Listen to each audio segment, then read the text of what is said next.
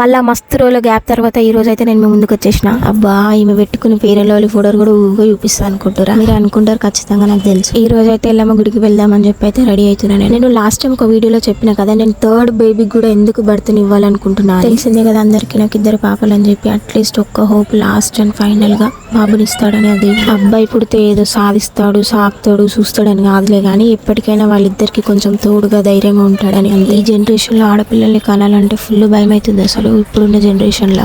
చూద్దాం ఆ దేవుడు ఏం చేస్తాడో, ఎట్లా రాసి పెట్టిండో, ఎవరిని ఇస్తాడో. రెడీ అయితే గుడికి అయితే వెళ్ళినాం. జనాభా అయితే తక్కువనే ఉన్నారు. తొందరగా దర్శనం అయితే చేసుకున్నాం. లడ్డు పులిహోర తీసుకొని కొద్దిసేపు అక్కడనే కూర్చొని తిన్నాం. లడ్డు సపరేట్ గా, పులిహోర సపరేట్ గా తింటారని తెలుసు కానీ 2 మిక్స్ చేసుకొని తింటారంట. మా ఆయన ఈ రోజు తినిపించిండు. టేస్ట్ అయితే మస్తుంది. ఎనీవే గుడికి అయితే వచ్చినాం, దర్శనం చేసుకున్నాం మంచిగా. హైలైట్ ఏంటంటే గుడి దగ్గర ఫోటోస్ దిగినాం మేము. మాది అయిపోగానే వెళ్తుంటే ఫస్ట్ ఒక్కరు పిలిచారు, ఫోటో దించండి బ్రో అని చెప్పి. కథ మీద నెక్స్ట్ మమ్మల్ని దించండి అని చెప్పి క్యూ కట్టినారు. మా హస్బెండ్ అయితే నాతో అంటున్నాడు, మనం గుడికి వచ్చినామా లేకపోతే ఫొటోస్ దీనికి వచ్చినామా అని చెప్పి.